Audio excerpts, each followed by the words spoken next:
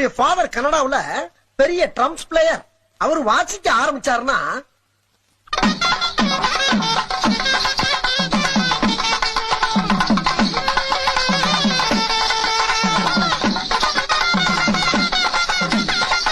அவருடைய வாசிப்புக்கு மூவ்மெண்ட் பண்ணாதவங்களும் இருக்க முடியாது. அண்ட் ஒன் மோர் திங், என் மம்மி வெஸ்டர்ன் கிளாசிக் டான்ஸ்ல பெரிய மேஸ்ட்ரோ. அவங்க ஆட ஆரம்பிச்சா